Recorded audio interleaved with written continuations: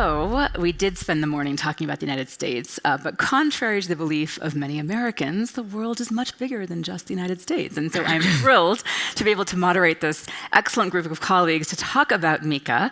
Where are we now? Where have we been? And where are we going to go?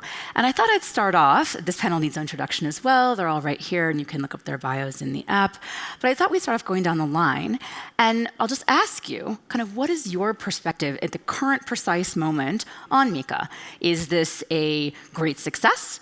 It is possibly a well-intentioned failure, or maybe it's just too soon to tell because we're in medias res. So let's just go down the line, starting with you, Joachim. I think the most positive part of it is that we have it. You should recall that when we started drafting that, and the first drafts went back to 2017, and then in earnest we began the business in 2019 when everyone was talking about Libra. We were operating as policymakers in an environment that was completely hostile to crypto. Basically, we had, and all of that is public, statements by the main governments in the European Union that we should prohibit all of that. People were very excited about Libra. And then to get this regulation not only through the drafting part, which was the easy phase, but then with all these discussions with European Parliament, national parliaments, etc., and then also the European and national regulators to the product that we have now, is a huge success because we have it openly out there that we support crypto. We have a regulation on crypto assets that is defined there, and we want to support that. Of course, we have encountered all sorts of difficulties in this process that we'll surely talk about, and where it's very important also to see the industry perspective. So we've realized how many pitfalls there actually are. With the current product, I must say I have a lot of issues, but I must also say I'm never happy with any product, regardless of what I do, because it can always be better. We should remember how fast the space is evolving. We should remember that the substance of MiCA had already been finalized in the middle of 2020. That is more than 4 years ago, and the space has evolved. And we should also realize that MiCA now is experiencing an explosion in public perception, because while we know that it only regulates a very small part of the crypto spectrum, everyone is now looking for the business model of what does it actually mean, MiCA, and many things are not regulated. So it's a mixed story, but the whole process of getting it through and how that went is probably much more important than actually the details, although they are, of course, very important for industry, especially when in the next panel we look at global harmonization. This is the best blueprint we have for global regulation, and it is a very difficult one. I so appreciate that. I remember so well our conversations, even in 18 to 19, when I was at the World Economic Forum, just thinking about how do you even get your hands around regulating something that is so unique and distinct within existing kinds of concepts of regulation. And there's no question that early out of the gate and being the first sort of pretty comprehensive piece of legislation is a massive achievement. But I'm curious to move to the business side. So Franz, your perspectives in this current moment on how you're feeling about MiCA. So the perspective from a regulated crypto bank, it's positive because we are a regulated big crypto bank. It has a couple of advantages. Of course, the easiest one is one regulation for 27 countries, right? It's good. It provides clarity, security. That is easy, and I think it's the basis for industrial adoption. You know, the smart money can flow in. But I see a lot of buts, right? It's only a starting point. We will see how it will evolve over time. And regulation is just one view. The real question is a different one from my point of view. Is Europe up to build something? Is Europe up to build the next Wall Street of crypto? Or is it like the Asians, the people from Middle East, and even US, are they gonna take it, right? Regulation is just a foundation, nothing else. Lots of buts. Thank you, Franz. So we decided with Sheila that we are not coming back to the history, but I will come to the history for just 1 sec. And I remember when we were sitting with Joachim a few years ago in Barcelona, and it was our first meeting. And from that time, we are friends outside the MiCA. But in regards to MiCA, we are like the very intelligent and brilliant officer of European Commission, and myself as the CEO and the practitioner. And at that time, we had a lot of arguing, and it was very, let's say, there was a lot of arguing, and Joachim said, "Okay, if you are so wise, guys, so come on, sit and let's discuss." And that was the point that we started discussing the theoretical part and the, let's say, typical part for business. And it brought a lot of efforts. And I think at the end of the day, at the final approach, MiCA is something really, really good and has got much more advantages than disadvantages. And the disadvantages are not absolutely the fault of the ideas that European Parliament and Commission has, but the execution on the country's side. But that's something that we will for sure mention in a moment. But as the basic solution and regulation, in my opinion, it's one of the best in the world, and quite complete, still quite complete. And we have got a lot of participants from outside Europe who want to join, let's say, European community and to be regulated here. So, of course, I saw the schedule and that Europe is someone on the third place from the bottom. It's not true because, in my opinion, because, of course, regulation is tough, but we know what to do, and we have got a kind of constitution that we know how to approach, and we know how to eliminate the competitors who are not fulfilling the rules. Okay, so let's get into this question of the Europe posture versus individual countries. Because Franz, as you noted, one of the advantages here is 27 countries that have at least high-level alignment. However, we know that implementation does have variance, right? So let's get into that and really talk about, maybe we can pick whichever countries you choose, but I would say Poland, now of course in the presidency. So how are some of these different national approaches playing out? And maybe I'll start with you, Przemek, and we'll go down this way. Very good question. And the experience is different. I will, because on paper everything looks cool, but when you come to execution, it doesn't. First, I'm not happy that I'm bringing this example as the first one. I'm Poland, but the Polish government is completely against crypto. So if you go to Poland and you hear about the crypto, government says it's the worst of the worst. Our idea is not to support crypto, and even because Poland is one of the countries that still didn't implement the MiCA into the local framework, legal framework.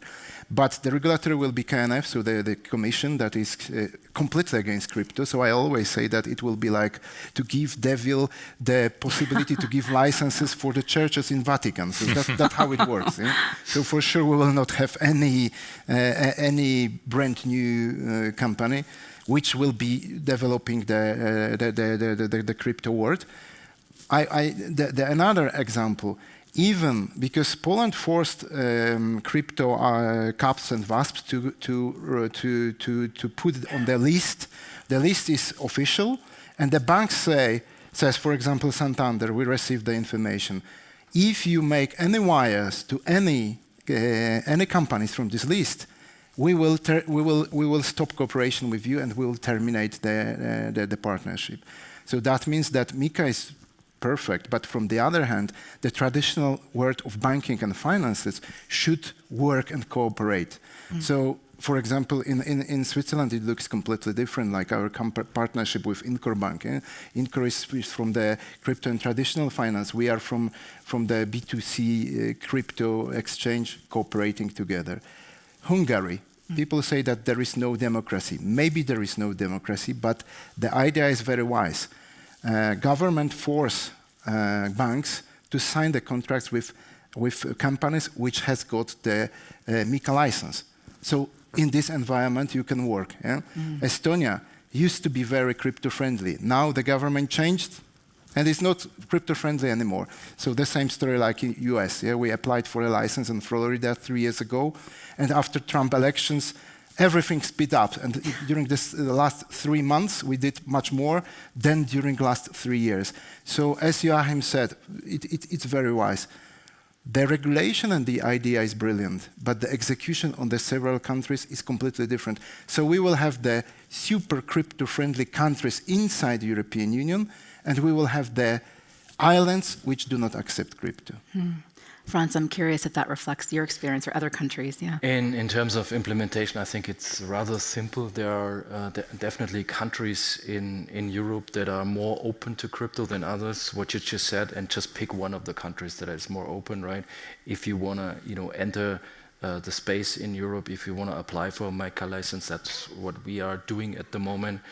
But at the end of the day, even for us, we have gone through that process 5 years ago in Switzerland, and we received the license. One could think, hey, eminent bank is probably prepared, right? But it's still a lot of work, a lot of cost and complexity, and it takes a long time. So you have to choose your battles, right? So getting a license, we have one in Hong Kong, one in Abu Dhabi, and of course in Switzerland. Getting the next one is still like a burden for companies. And I'm concerned about smaller companies, right? We have fantastic crypto startups with great ideas pushing innovation. I don't know how they could do it, right? Because it's complex and costly. It's such an object lesson again. I mean, we talk about global harmonization, which I know you'll be moderating a discussion later on that. But here in Europe, you have the same baseline framework, and yet you're still seeing such dramatic differentiation. So, I mean, I've become less optimistic than I used to be about the potential for harmonization within any region. But I'm curious, Joachim, from your perspective as a policymaker, how is implementation playing out how you thought it would? Or are you seeing that it's, I mean, I'm sure you expect a differentiation of the type we're discussing, but has it been as you thought it might play out, or not? It has fully been as I thought it would be, because my expectations were very low, and I have enough experience in the business with the previous pieces of regulation that I know how the business goes. At the end of the day, the European Union is a compromise between now 27 countries plus 3 associated countries. Yeah. And it can have a lot of disadvantages, I fully agree. I was a little bit shocked, I must say, on the draft level 2 standards also from the European regulators, but also the implementation at the national level.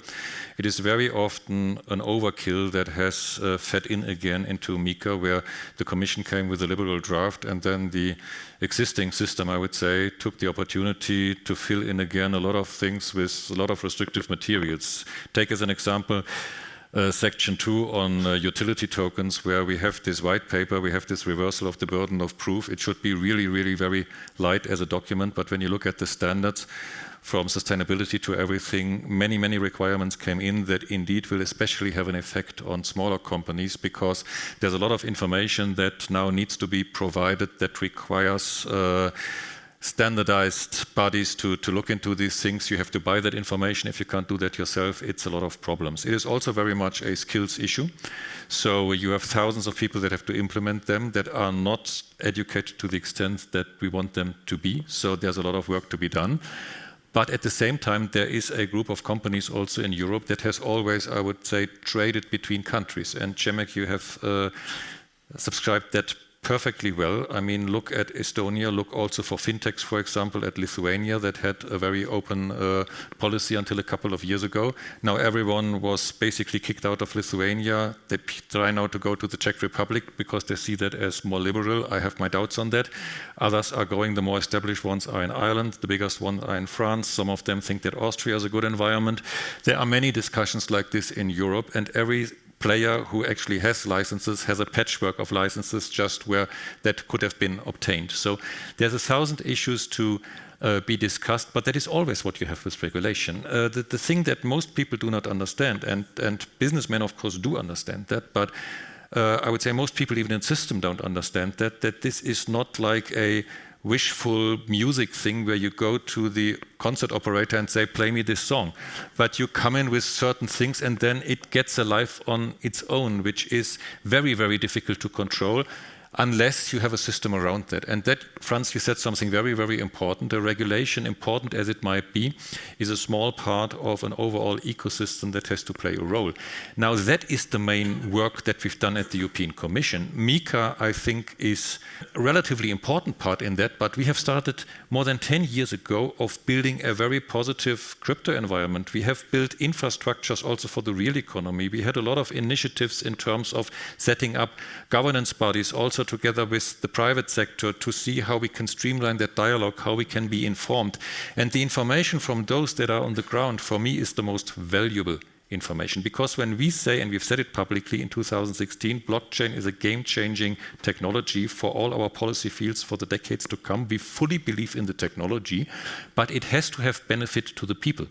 And this is why we take a certain approach that on the one hand side, if something is purely financial, like some of the hypes that we've seen on NFTs in the early days, or now with specific types of tokens, I'm normally very positive to everything, but it is just some sort of bullshit that is for the short-term enrichment of some silly people or so.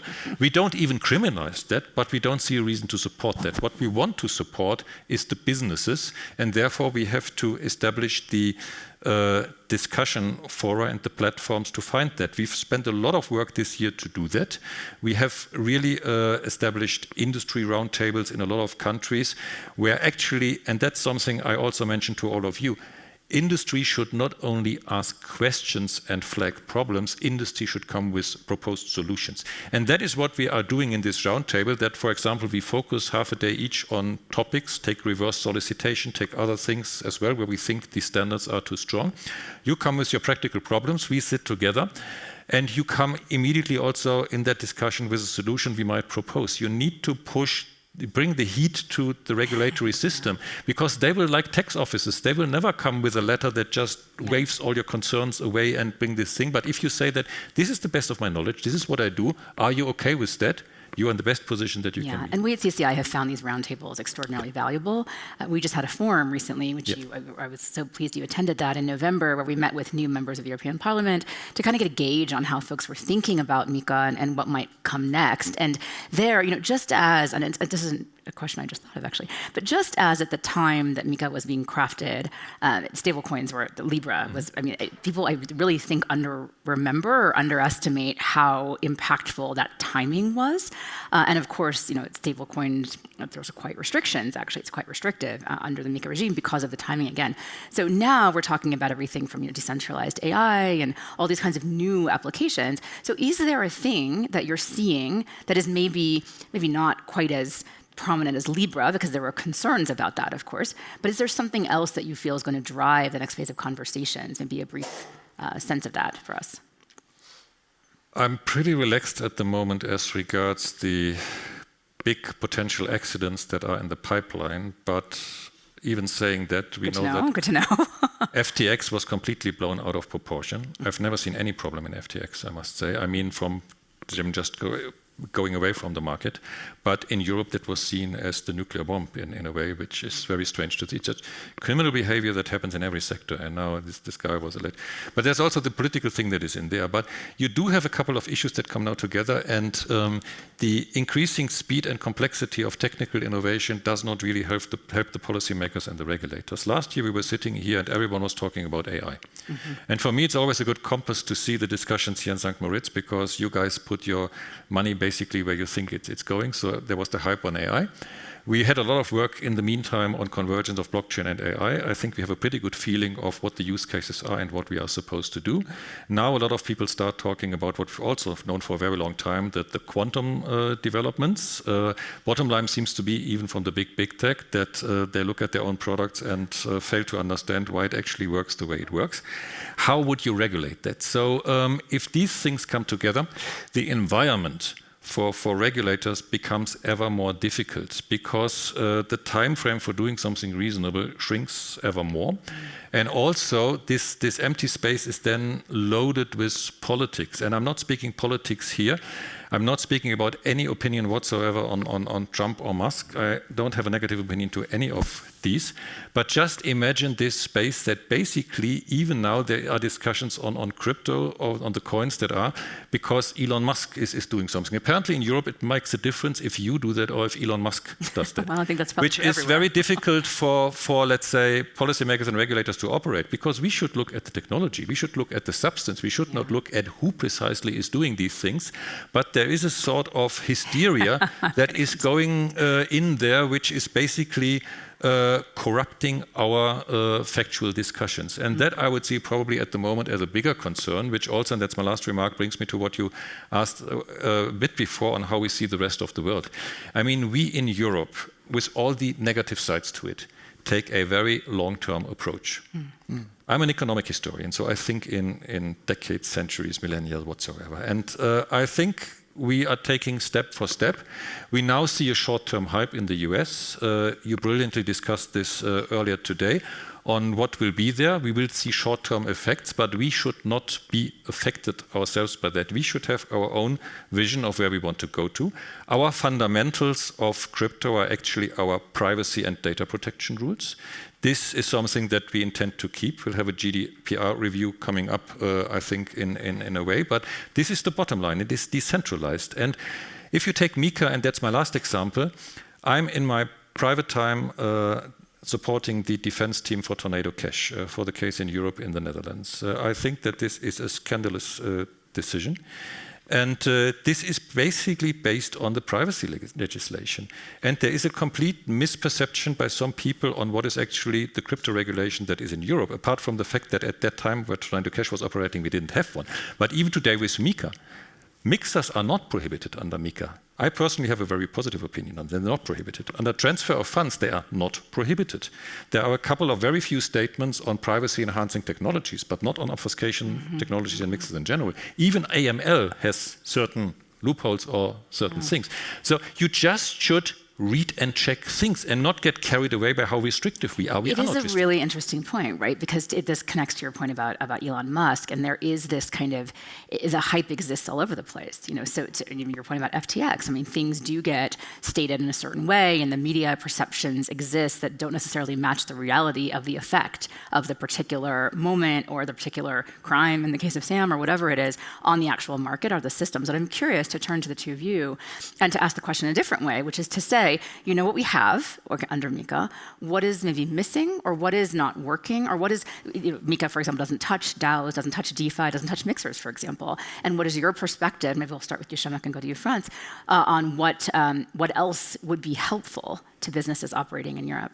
Yeah, first of all, Joachim is absolutely right. There will be no, let's say, digital Jesus Christ with AI who will appear in Europe or something like this. No, for sure not. So we shouldn't be hysteric like we are, and Europe is not. Is on a camera. I remember when we were discussing a few years ago, and I said, Joachim, why are you not regulating NFTs? And he said, okay, we will. And then NFTs completely died. So it's a good approach. But in my opinion, what will be really sexy from Europe and from the MiCA regulation is the merge between the fintechs and crypto companies. Because we made some researches in Poland, on the Polish market. We have got, let's say, like 80% of the market. And we asked the people and the research firms who are our biggest competitors. And we were sure that it will be Kraken, Binance, Coinbase. You know who is our biggest competitor? Revolut. Because Revolut does traditional finances and merges with crypto. We do it from the opposite side and opposite way. So that's the point. And if Europe will understand that MiCA regulates crypto, but we need to have the regulation that merge finances, fintechs with MiCA and the crypto firms, it will be boom. It will be the place where European and non-European companies will build something really cool for the whole world. And that's the advantage of MiCA. MiCA is missing this part of the traditional finances. Well, I was on Cyprus last week, and it's very, very nice because the regulator invited me because we are applying for the MiCA license there. And I was shocked because the regulator offered me a coffee and started discussing like, yeah, what is going on, what is missing, what shall we do? But the first thing was that, okay, we are very open for crypto, but the National Bank is not. Do you have the solution to solve this problem? I said, okay, I'm fighting for ages and I've got this solution. And they're okay, fine, so we can discuss. So that's the point, that's missing. And local governments, they need to understand that. And Joachim is absolutely right, because European Union and the Commission, Parliament is open for discussion, but some of the regulators are completely closed. And that's the point. I don't know what Polish regulator wants from me. And the other point is that I'm applying for the MiCA license in several countries. And each of the regulators says, sign with your blood that you are not going to apply in the other one. And I say, why? Why? MiCA is not saying that I'm not. Yes, but if we will trust you, we don't want you to go anywhere. And I'm asking, okay, do you have the internal, external auditors who are familiar with crypto? No, but we believe that you will bring them and you will teach them. Yeah? So I said, okay, I don't think it's the idea of MiCA, because I need to have someone who controls me, but not to teach someone who will control me. Yeah? So that's the point. And that's the typical experiences of the business. And in Estonia, we had the same for ages, and they were educating step by step. And now internal auditor says you are too big, and we cannot provide the services. Maybe you will find someone else. Those are the problems. Yes, and I'm very happy that Europe is not sinusoid, like the Americans last year. We had here that Europe is fine because US is not crypto friendly. Now everyone says Europe is not fine because US is so crypto friendly. They will move. We have got in Monaco a lot of Americans who were based there because they were struck out from the register from US, and now they say, okay, Trump will change everything, will change. But from my perspective, I want to invest my money and I want to be sure that I have got the partner.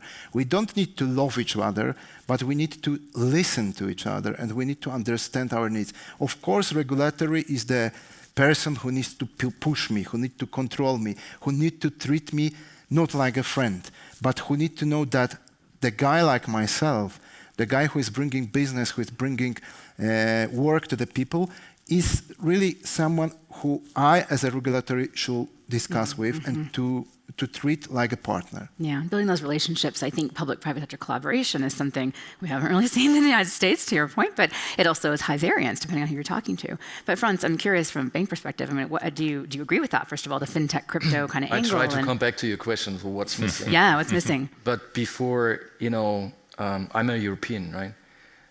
But if you check the data, and I'm referring to a study from AAA, there are 560 million people in the world owning crypto at the moment, or last year, right? And in Europe, and these are 50 million, this is 9%. So Europe should better get the act together, right? It's only 9%, right? 60% is Asia of the business. So also I'm European. I wanted to shake up Europe a little bit, They cannot play around for years here, otherwise others will do the business, right? And also talking about the States, I'm curious to see what they are going to do, because a lot of risk capital is still in the States, and if they are doing the right steps, many crypto companies, from my point of view, will relocate to the States. So this is a wake-up call for Europe. MiCA is not enough, right? Absolutely. What's missing? I give you one example. I'm not a stablecoin issuer, but the Swiss regulation makes it super hard, almost impossible for issuers, to work out of Switzerland. I believe stablecoin is, we talked about use cases, is one of the killer use cases in the future, not only for my clients in crypto, right, but also real world, think of high inflation countries where people flee into stablecoins, right? And Europe is better, I would say, than Switzerland, but still there's something missing. We need to watch out the stablecoin industry. This is a huge use case for the future, to answer your question. Yeah, thank you, Sheila. Franz is absolutely right, but this perspective, we have good experience with cooperation with Tether. MiCA says that if you are not compliant with MiCA, you don't have the license as the stablecoin issuer, you shouldn't be present in Europe. And we were pushing Tether because most of our trades were done with Tether on our crypto exchange. And we said, okay, we have got a good relation with USDC, and if you will not comply the rules, you will be struck out and you will be not present in Europe anymore. And for example, for us, it's not our piece of cake, but maybe you shall decide what to do. And like 8-9 months ago, they said, okay, Europe is something that we don't want to even consider. But after a few months, when they saw that USDC is applying for the license, they said, okay, well, maybe Europe is something that we need to focus on. And of course, now they have got regulatory problems to fulfill and to come back. Because we were struggling and we were thinking, if the Europeans, they will change Tether into USDC, And we had a lot of, let's say, internal discussions about it, and they did in a moment. So that shows that it's still a big market, and this market is well connected in regards to stablecoins, because most of our clients, the very good use case scenario, we are the sponsor of one of the Polish football club, and the idea is that this football club buys the football players who do not have very high skills, but they are educating them and then selling it for millions. Most of the players, they come from Africa, and like Senegal, Nigeria. The traditional banking system says, no, we will not send money to Nigeria and Senegal, or if you will do the AML, which will take ages. We are like the platform which connects this kind of clubs, and the Senegal club has got account with us, Polish club as well, and they pay immediately with stable coins. Yeah, and it works. And there is AML behind, and everything is fine. So the regulator is happy, everyone is happy, and crypto in this way develops. So still stablecoins are very, very important, and Europe is very important, because it's not only like 8%, but it's the connection with this 8% very well developed with the rest of the world. No, I mean, look, I've been saying for 8 years, I think the most important thing the United States could do is land stablecoin legislation more than anything else, because it is the engine of the entire ecosystem, and anyone who's honest really knows that, right? And it is interesting because it is challenging in Europe, and again, because of the timing of MiCA and Libra, that is still, I should say also, I should acknowledge in the United States, the specter of Libra does still come up all the time, because many of the people in policymaking positions remember that and are still in office, right? So there is this long shadow of Libra, even though the Libra model is something that has been abandoned a long time ago by anybody building a stable. So it's a very interesting question. But I turn to you, Joachim, because I think the question is, it is quite restrictive, right? And because of the responsiveness. And so how do you feel about this call that we've heard from both of our private sector participants here, and the recognized reality I know you're well aware of, that stablecoins are kind of the engine of these systems and are really going to help with some of the scale and adoption that Franz is talking about, that's missing a bit in Europe and is really needed to maintain Europe's any sort of competitive edge, particularly as the United States begins to be more rational about this space. So what is your thoughts on that? The whole idea of MiCA was not to discuss stablecoins, but discuss utility tokens and things that have different function. And then came, because of Libra, the stablecoin discussion. And indeed, you're right, the maximum that we could achieve, and that was a major issue at that time, was actually to get that stablecoin regulation, despite the fact that everyone wanted to prohibit stablecoins. Now, I agree that a number of these things are restrictive, if not nearly unoperational, but at least they are on paper and we learn from that. And then, of course, in the political discussion, it has not come from the Commission, is the point that they want to focus also on the euro and the role of the euro on stablecoin markets, which at the moment is 0.17% of the market. But I think in a way it is a legitimate target to also look into, let's say, other than US dollar denominated things. For me, in my role for the real economy, this is much more than whether that's the dollar or the euro. That is basically having any type of asset as a reserve asset for stablecoins. That can be gold, that can be diamonds, that can be commodities that are somewhere. I think that's where the world is heading to, especially also when you look at the BRICS country, which I think are massively underestimated in the progress that they are making. And that is something that I very, very much observe. So the current system is restrictive. I think it will be untenable within the foreseeable future when we see how the markets are developing. But we have in the second panel from now also the discussion on public versus private money. And one thing that we will discuss there, and it feeds very well to what Przemek and Franz were also saying, we needn't always only see this from a supply perspective, from the sell perspective. We need to see the demand perspective, the buy side. And there, if you talk really to our industrial companies, to our startups, to citizens, you have a whole spectrum of actually solutions that they want. Some of them want stable coins, specific part of that. Some of them want CBDCs in a specific way. Most of them are now looking to their private banks to see how can I use tokenized deposits or, let's say, private bank money. What other options are there? It's a complete spectrum where every element will have to play its role. On stable coins, we need to become better, but we should, in my opinion, not overly focus on stable coins, because nearly every industrial company on continental Europe that I talk about tells me we don't trust stablecoins. We want to have a relation with our bank. What we need from a business perspective is rather simple. So MiCA is a start, but please, dear regulators, talk to us. Hear our arguments, work with us, right? This is a new industry. These are new technological topics. Talk to the player, right? Otherwise, we have a forth and back, and some dysfunctional decisions will be made, right? This is my call to the regulators. My call, the last call, is that, Franz, you are right. The only one thing is that I can provide stable coins when I have got e-money institution license. But none of the regulators will give me e-money institution license when I have got the crypto license. That must change. So we need to merge all those two licenses, and we need to trust each other, and we need to be able to build both parts of the apple, not only crypto or traditional fiat, both of them. Yeah, so I love the holistic call to action, right? This perspective that crypto is not in isolation, and this call to action for continued dialogue like what we had here today. So thank you so much. Please join me in thanking our panelists. Thank you. Thank you.